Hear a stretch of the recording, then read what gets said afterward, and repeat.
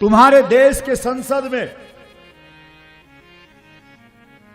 जिनको बड़े बड़े दायित्व मिले वो वहां कहते हैं हम तो गाय का मांस खाते हैं, कौन रोक सकता है हमको?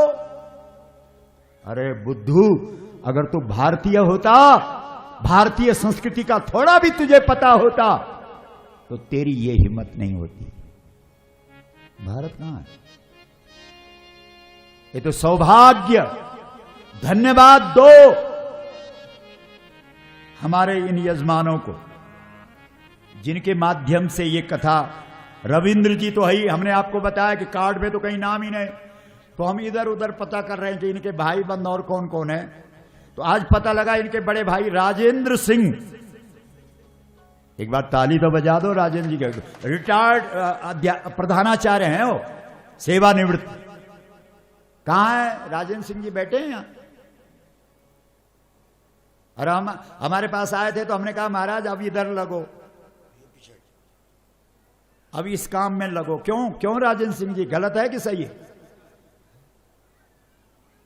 धारा नगरी के पंवारो, ये व्यासपीठ तुम्हें आह्वान करती है।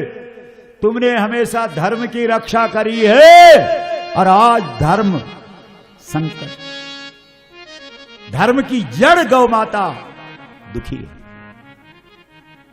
कहां भटक रहे हो? कहां जा रहे हो? कहां दीक्षा लोगे? कहां शिक्षा लोगे? कहां मंत्र लोगे? कौन सा मंत्र है इस देश का जो हर व्यक्ति के लिए है? और वो मंत्र गाय है। उठाओ अपने वेदों को, उठाओ अपने उपनिषदों को, उठाओ अपने धर्म ग्रंथों को। कौन धर्म ग्रंथ ऐसा है जो बिना गाय का है?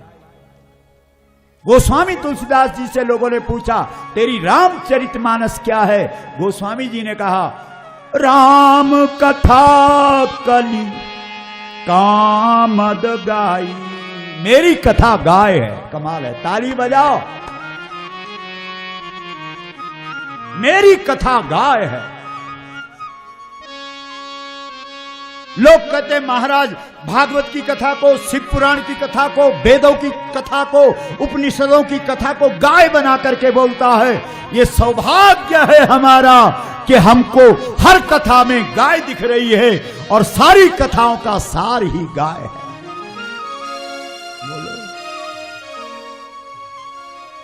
उपनिषदों से पूछा तुम क्या हो?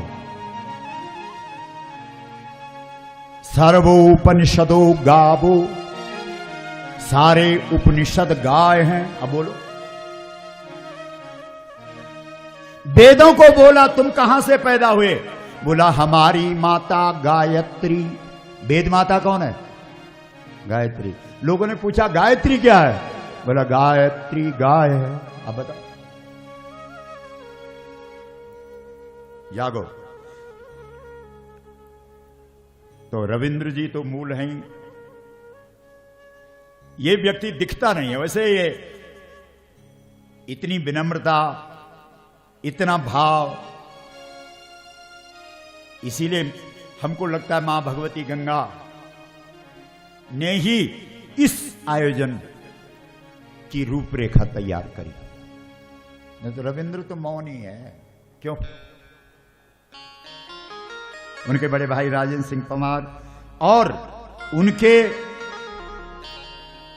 जो भतीजे हैं श्री मनोहर सिंह पंवार और मोहन सिंह पंवार, जरा खड़े उठो तो, ये भी आए थे मेरे पास।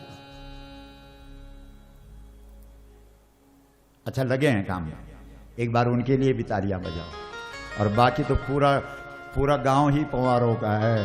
और सच पूछो तो यहां क्योंकि हम लोग कथा बोलते बोलते थोड़ा थोड़ा हमको ये भी अनुभव हो जाता है कि हम लोग जो है ना, जिसको आपकी भाषा में बोले तो फेस रीडिंग, मतलब हम लोग आपके हाव भाव को ले लेते हैं। आदत पड़ गई नहीं, कितने साल हो गए, 80 से लगे हुए, 20 साल वहां के और 20 यहां के, 40 साल कम होता है क्या? यहां के हर व्यक्ति को, धराली की बात छोड़ो, धराली का तो हर व्यक्ति प्रफुल्लित है ही। हर छोटा बच्चा, बड़ा, जवान, स्त्री, पुरुष, वृद्ध, सब भाव ऐसा लग रहा है उनको कि हमारी ही कथा। ऐसा भाव बना है। पहली बार मुझे लग रहा है ऐसा बना हो। एक बार तो यहां पे सामूहिक कार्यक्रम भी, उसमें भी हम लोग आए, जो पूरे गांव का था।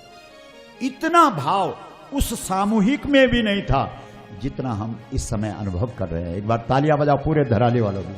और पूरा क्षेत्र भी पीछे नहीं है। जो 1-2 दिन मिस कर रहा है उसको लग रहा है ओहो 2 दिन बेकार चलेगा। जिसको 2 दिन अभी नहीं आना है, मतलब कोई बहुत बड़ा काम है घर में, उसको भी वो हृदय पे हाथ लगा के धक रह रहा है, ओहो गड़बड़ हो गई।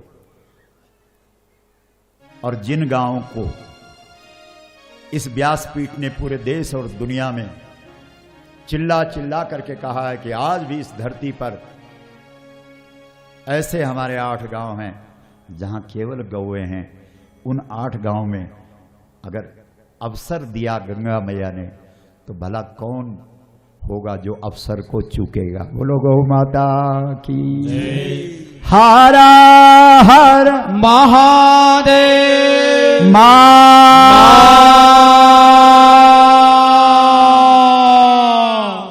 इसलिए अब की बार हमारा ये आग्रह है आपसे कि कम से कम इन 8 गांव के हर घर में धेनुमानस की शुरुआत हो जाए। बस एक पेज पढ़ना आपने, बस अगर पढ़े लिखे नहीं तो कोई बात नहीं, पूजा घर में भी रख दोगे ना।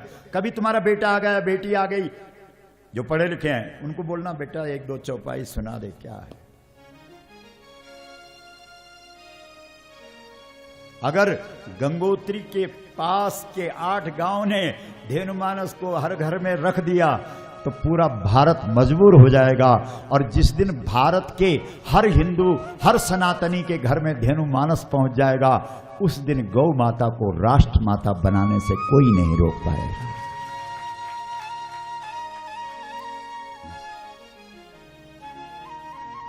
बाकी हमने चौपड़दार सड़क पहुंचाओ कभी नहीं बोला, पानी पहुंचाओ, बिजली पहुंचाओ बोला तो बोलो, अपने आप आ जाए तो ठीक है। क्यों क्षुद्र कामाय नेस्यते, इतने छोटे छोटे कामों के लिए थोड़ी जीना है। हमारे ऋषियों ने कहा सर्वे भवन्तु सुखिनः सर्वे सन्तु निरामयः सर्वे भद्राणि पश्यन्तु मा कश्चित्